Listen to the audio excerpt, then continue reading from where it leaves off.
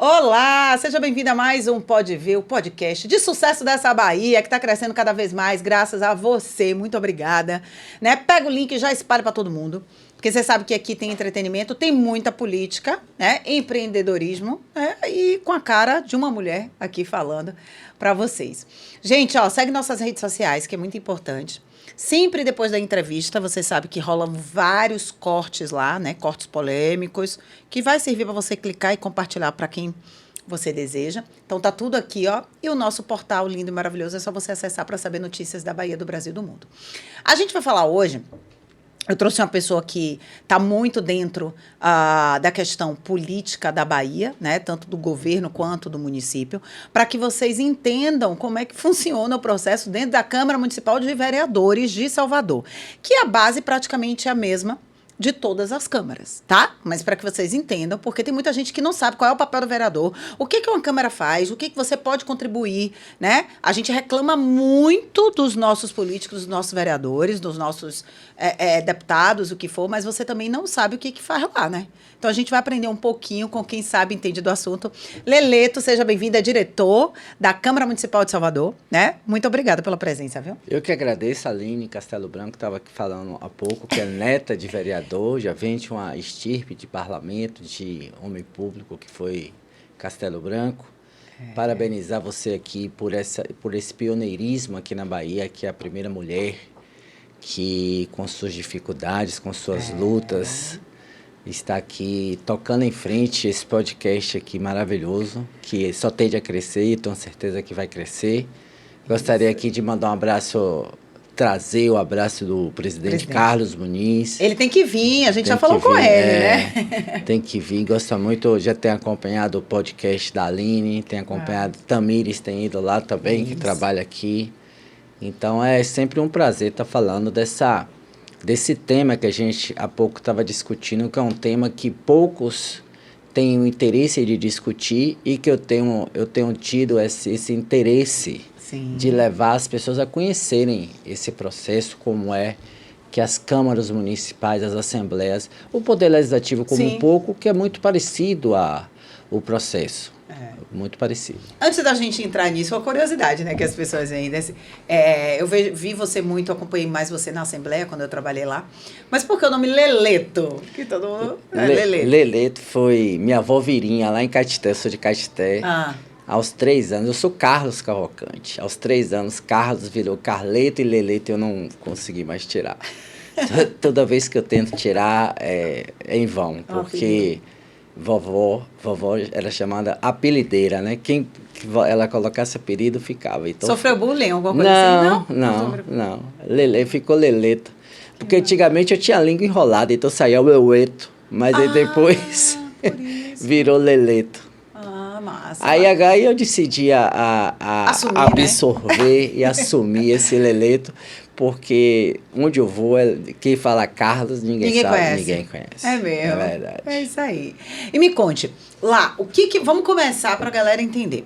O que faz a Câmara de Vereadores, né? O que a pessoa pode entender por uma Câmara? Os vereadores estão lá por quê?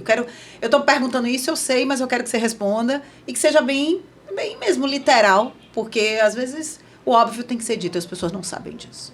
Isso.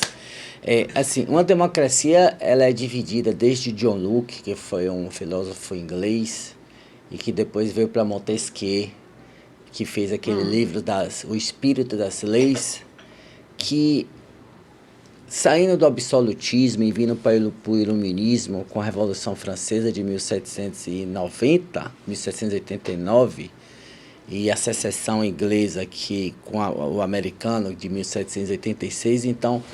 A limitação do poder era uma das prerrogativas que esse iluminismo trazia. Então, essa limitação, porque o rei era absoluto, o rei era o juiz, o executivo e o legislativo do reino. Então, o iluminismo e a Revolução Francesa, principalmente, trouxe essa divisão de poder para que um limite o outro. A função do poder executivo, legislativo e judiciário é os três terem as atribuições separadas, mas um fiscalizando e limitando o poder do outro. Sim. Para que aquela premissa de absolutismo fosse extinta. Então, o Poder Legislativo tem essa função básica de legislar. No sistema jurídico, nós somos detentores do sistema jurídico germânico-romano, que é o sistema jurídico de códigos. Então, nosso sistema jurídico é todo cheio de códigos. Nós temos a Constituição, nós temos as leis, nós temos os códigos de processo penal, de código civil. E hoje nós temos aproximadamente no país 15.500 leis. Meu Deus, para lembrar de todas essas leis, como é que faz isso? O que é isso?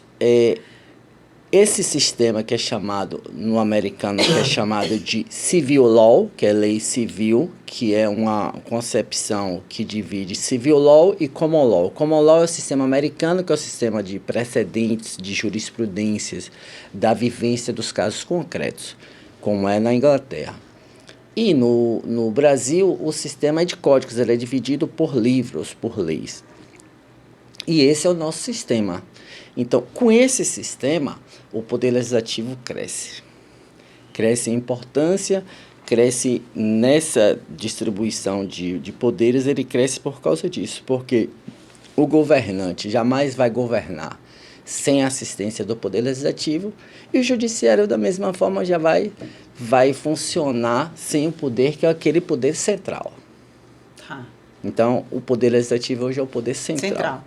Okay. A nossa Constituição vem e diz assim: você vai dividir pelo Pacto Federativo a legislação em legislação federal, estadual e municipal. Para você ter uma ideia, o Brasil é o único país do mundo em que o município tem autonomia paritária com o Estado e com a União. Sim. Isso não ocorre nos Estados Unidos, não ocorre na Inglaterra. Lá na Europa também não. Na Europa não ocorre. Então, o município município aqui adquire uma importância, se você for levar a ferro e fogo, até maior do que o Estado. Porque o Estado fica com a legislação residual e o município fica com a legislação comum e de interesse local. É aí que entra a importância da Câmara, não só como espaço de debate, como espaço público onde a população pode ir, chegar e cobrar, mas como espaço de legislação, espaço de fiscalização dos atos do Poder Executivo, que é um das atribuições típicas do Poder Legislativo, e essas atribuições atípicas entre a administração, as coisas, né, dos atos, essas coisas. Então, só para que a galera entenda, o vereador, né, a Câmara Municipal, ele vai fiscalizar tudo que o prefeito está fazendo, né? Então, Bruno Reis cometeu alguma coisa, alguma irregularidade, gastou mais além da conta do que estava previsto lá na verba, enfim, tudo vai ser passado fiscalizado por aqui, né? E a aprovação do orçamento, quem determina o orçamento, o que o prefeito, né, a prefeitura vai gastar, é a Câmara, não é isso? Assim, a peça orçamentária do município, ela divide em 3 leis. É a chamado PPA, o chamado PPE, que é o PPA, que é o Plano Plurianual. Ok. A LDO, que é a Lei das Diretrizes Orçamentárias, e a LOA, que é a Lei Orçamentária Anual. Eu costumo falar que é o avô, o pai e o filho. Então, o PPA ele é feito de 4 em 4 anos. No primeiro ano de mandato, por exemplo, Bruno Reis, atualmente, fez o PPA no primeiro ano de mandato. Aí o próximo que vai entrar no primeiro ano. Então, o PPA consubstancia nesse projeto as metas prioritárias do governo para os 4 anos. Boa. Então, essas metas prioritárias, ele pretende, com o programa, seguir. O que a LDO é? A LDO é a Lei das Diretrizes Orçamentárias, que pinça do PPA, anualmente, essas metas para executar. Bom. E a lei orçamentária é o recurso que vai viabilizar a execução. Isso. Boa, bacana. Então, são essas 3 peças que definem. Então, o Poder Executivo é o detentor e o responsável por fazer as peças. E o Poder Legislativo pode debater, pode emendar, a Constituição dá essa faculdade para que o Poder Legislativo faça essa discussão. Ô, Leleto, a gente está com um novo presidente, né, que é Carlos Muniz, e aí agora você fica responsável pela parte de tudo que que é lá comissões, projetos e tal.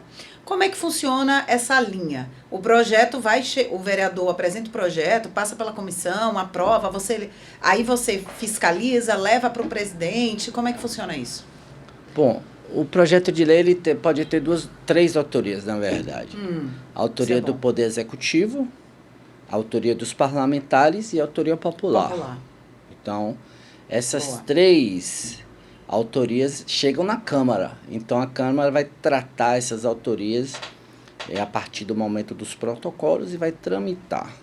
O que é tramitar? Ele chega no protocolo, aí tem uma análise do projeto, a gente anexa essa análise, aí vai para as comissões. CCJ, primeiro, que é aquela comissão que opina pelo projeto da sua juridicidade, na sua legalidade e na sua constitucionalidade. Todos os projetos da Câmara passam por CCJ. Finanças, todos os projetos passam porque vai analisar o impacto financeiro, se cumpriu a lei de responsabilidade fiscal. E depois o projeto vai para as comissões temáticas, que é a Comissão do Meio Ambiente, que vai analisar um fato que a matéria que está afetando aquela área, o transporte público, que está afetando a área do transporte público e assim por diante. Aline, posso apresentar um projeto lá para algum vereador, por exemplo, um projeto na área de saúde sexual, por exemplo. Pode. Posso apresentar um projeto ao vereador, o vereador vai apresentar, passar pelas comissões, né? E aí, se for aprovado, a prefeitura tem que executar? Como é que funciona isso? Para o povo entender. Porque, às vezes, tem alguém lá em Piripiri, qualquer bairro, eu tenho um projeto social bacana, queria que a prefeitura implantasse. Como é que eu vou nisso? Eu dei o meu exemplo para a galera entender. Você tem algumas formas, mas, assim, a Constituição determina e prevê que a população possa apresentar um projeto. Okay. Só que ela falha na regulamentação e na forma da apresentação. Ela diz, por exemplo, um município, 0,5% da população pode apresentar um projeto. Muito Pronto. bom. E 0,5% da população são 150 mil pessoas para apresentar um projeto.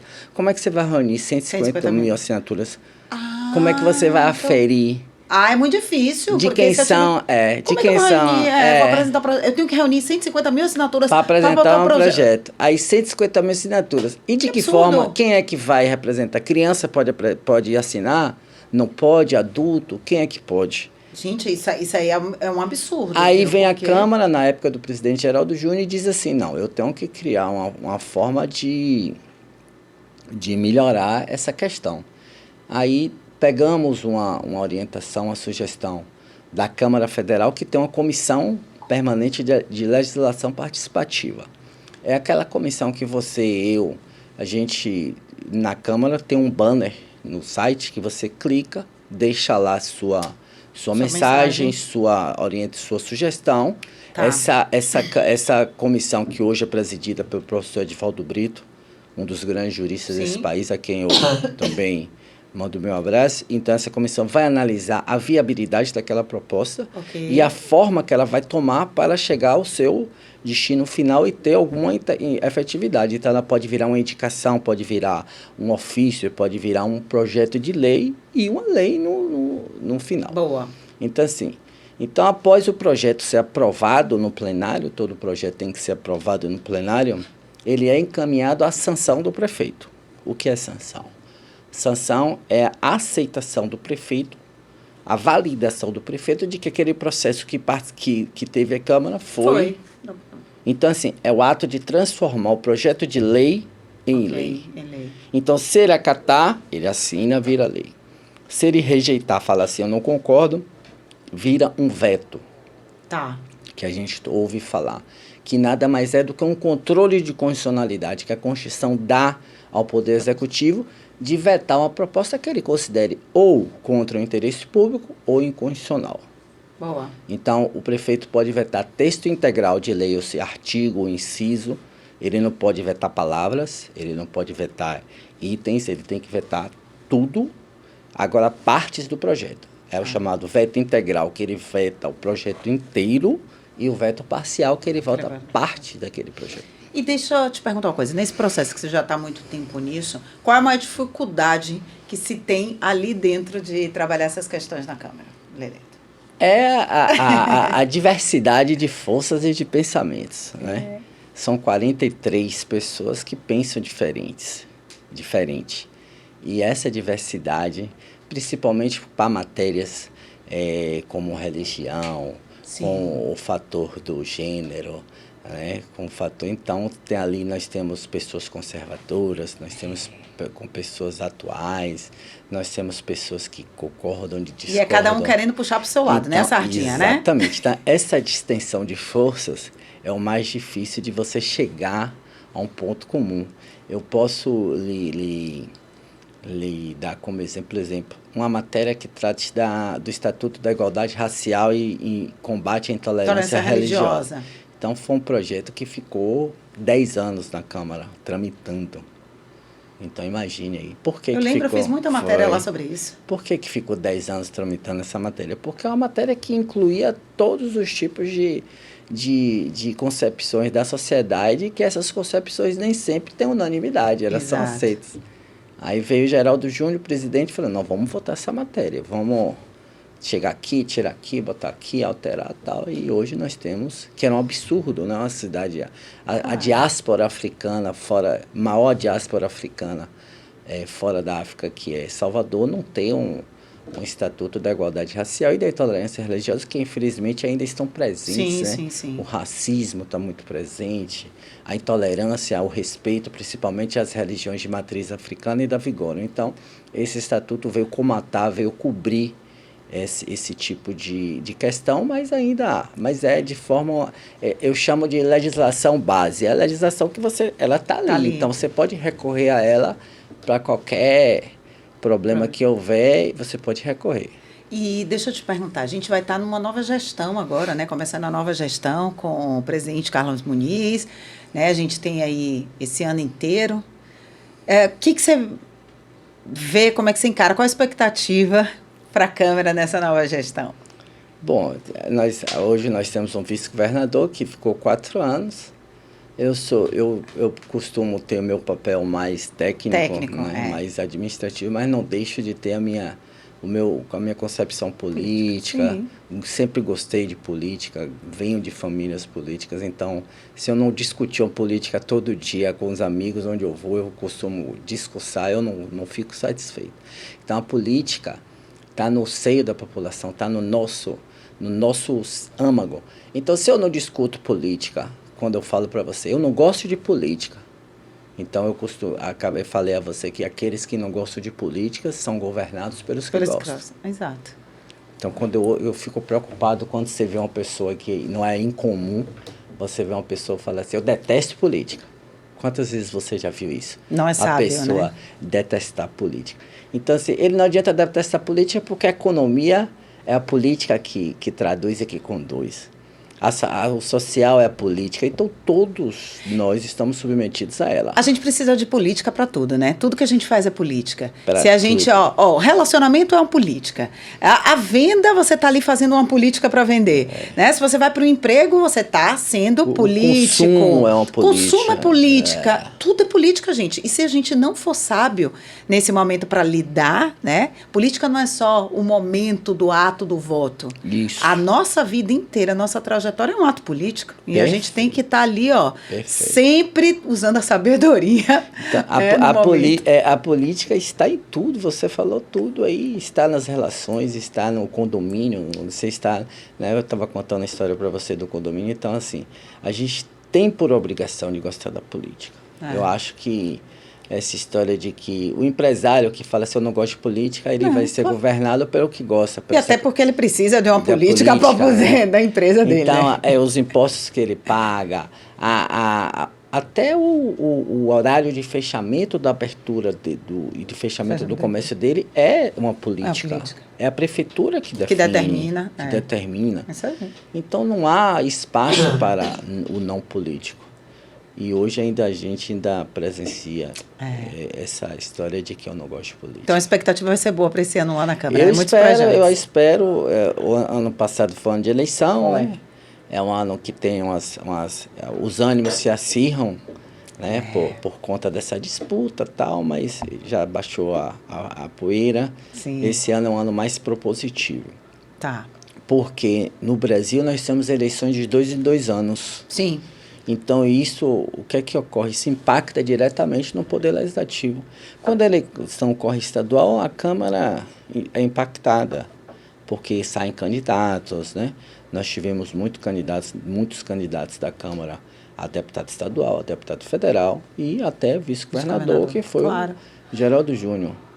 Então, esse ano vai ficar mais com que tipo de trabalho? Já tem projetos? O que vai estar em andamento agora nesse primeiro semestre? Assim, Na minha experiência, é um ano anterior à eleição, que é um ano mais propositivo, né? Mais de programa, vão chegar, certamente vão chegar projetos do Poder Executivo, além daqueles que já estão previstos, que são as peças orçamentárias, que a LDO chega até 30 de maio, a LOA chega até 30 de setembro, e tem os projetos que o prefeito vai analisando e vai vendo a possibilidade, porque, como eu te falei, a limitação do poder pressupõe que o Poder Legislativo deva ser ouvido nas questões, por exemplo, doações de imóveis, vendas de terrenos, então, que chama desafetação, né? O transporte público, a educação. Então, tudo que o prefeito faz, ele tem por obrigação, alguns fatos, pedir autorização para a Câmara para proceder àquele ato. Boa. Então, claro que tem os atos administrativos que não precisam, que são os chamados os decretos regulamentares. Tá. Os decretos regulamentares, ele não precisa. Por exemplo, se ele quiser mudar o desconto do IPTU, que ele quer passar de 10 para 15, ou de 10 para 7, ele não precisa passar pela Câmara. Mas se ele quiser reajustar, ou se ele quiser diminuir o imposto, ele passa pela Câmara. Isso. Entendi. Tudo passa pela Câmara. Menino, é um processo, viu? Tem uma vez que eu fiz uma série de reportagens sobre a Câmara Municipal mesmo. E a gente passou lá quase um mês trabalhando e entendendo como é que funciona isso, para explicar para a população. E é bem legal mesmo essa fase, essas histórias. Enfim, olhe, Leleto do céu. Igor deu uma filmadinha aqui nos bastidores. Que é assim que vai, viu? Mas, enfim, então é isso. O que você pode trazer mais? O que você diria para a população para se integrar mais com o poder público? É participar. A Câmara está aberta. Hoje nós temos o Facebook, nós temos as redes sociais, nós temos o Twitter, nós temos tudo. Nós TV temos Câmara também, né? Câmara, nós temos a Rádio Câmara. Então nós temos uma opção, um portfólio bastante amplo para que a população possa participar. Eu venho observando que a população tem participado mais, mas eu acho que ainda é possível aumentar esse poder. Se a população soubesse o poder que ela tem, participaria mais. Então, volta aquela história de eu não gosto de política. Então, assim, a população, as sessões ocorrem segundas, terças e quartas. Então, é no centro da cidade, dá para a população dar uma chegadinha lá, para ela acompanhar como é que se vota um projeto, para ela acompanhar as discussões, às vezes acaloradas, porque a diversidade de forças e de pensamentos provocam esses atos de acalorados, mas que fica ali, que é interessante para o debate, porque todo o debate unânime não é... Toda unanimidade é burra, né? Já dizia Nelson Rodrigues. Então, não há nada unânime, mas há uma disposição. E o que a gente falou, se você não for, vai votar o projeto do mesmo jeito. E aí você vai ter que aceitar, Se você não participar dessa discussão, vai votar o projeto, vai virar uma lei, vai virar uma indicação, vai virar um ato normativo de que você vai ter que se submeter. Porque lá na LINDB, que é a Lei de Introdução ao Direito, diz que você não faculta você a cumprir a lei, você alegando que não a conhece. Então, mesmo que se você não a conhecer, não conhecer a lei, você vai ter que se submeter a ela. Claro. E no nosso sistema, a lei é muito importante. Tem lei... Agora, a minha crítica vai na quantidade de reserva de lei, ou seja, a Constituição exige muita coisa por lei. Então, na Câmara, por exemplo, se você quiser colocar uma entidade sua como entidade pública, você precisa de uma lei, que ainda é assim no Estado, que é uma crítica que eu faço. Então, utilidade pública com lei, para quê? Para quê? Aí veio o professor Edivaldo Brito com o nosso auxílio, e aí a gente mudou esse portfólio, essa possibilidade. Hoje nós estamos trabalhando com outras coisas mais importantes. Eu acho que a reserva de lei tem que ser para coisas realmente importantes. Porque o sistema político do Brasil, o sistema jurídico político, eu chamado de Tupiniquim Law, quer dizer, eu chamo de Tupiniquim, tem de tudo. Tem precedente americano, tem direito italiano, tem direito inglês, tem direito americano, tem tudo no nosso sistema. A medida provisória, direito italiano. Os precedentes, direito inglês. Menino, tu sabe muito, viu? Então, é uma gama de fatores que tem no nosso direito, porque nós somos países colonizados. Então, Sim. países colonizados Aí geralmente vai pegando. Então, os países da África são países colonizados, o Brasil, os países da América do Sul, que são, na maioria, colonizados pela Espanha, só tem o Brasil, né? Que foi colonizado por Portugal, que na época a navegação da Espanha era muito forte, então hoje nós temos esse tipo de legislação. Mas o mais é a população saber que tudo passa pela Câmara. Boa. Então, se o seu projeto, se o seu transporte quer melhorar, passa pela Câmara, se tem autorização para algo para a Prefeitura fazer, passa pela Câmara, se as creches, a educação funcionam, passa pela Câmara. Então, saibam que a Câmara interfere diretamente na sua vida, você querendo ou não. Mas você pode participar dessa interferência, você pode ir lá, você pode falar com o vereador, você pode falar com o presidente, você pode falar com as pessoas para que os seus direitos sejam respeitados, não só os seus deveres de cumprir o que eles vão votar. Então pode ir lá, fala com o Leleto, viu? Diga assim, vi você no Pode Ver de Aline, quero falar com você, pega lá no pé dele. Leleto é o Coringa, né? Leleto cuida do ar-condicionado, do som, então Leleto tá querendo sair, Leleto tá querendo sair dessa área, já ficar como diretor. Leleto, minha irmã. É isso aí. Leleto, muito obrigada, diretor da Câmara Municipal de Salvador, gente. É sério, a gente brincou, mas ele trouxe uma perspectiva informativa para vocês, para que vocês entendam um pouco, né, do que é tão difícil, né? É tão difícil, até quem é bem informado, entender como é que funciona o cerne lá dentro. Imagine para quem não chega a tanta informação para a população mais carente. Então, espero que você tenha entendido. Compartilha esse vídeo que é importante, né? Vocês que estão aí no seu bairro, né? Tem vontade de ser vereador, que eu sei que muita gente hoje quer isso. Então, espalha para entender como é que funciona e é importante a gente estar divulgando também, tá bom?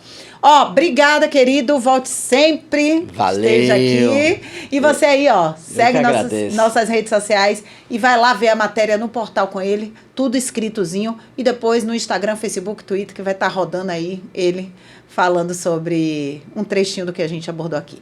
Beijos, até o próximo Pode Ver. Valeu.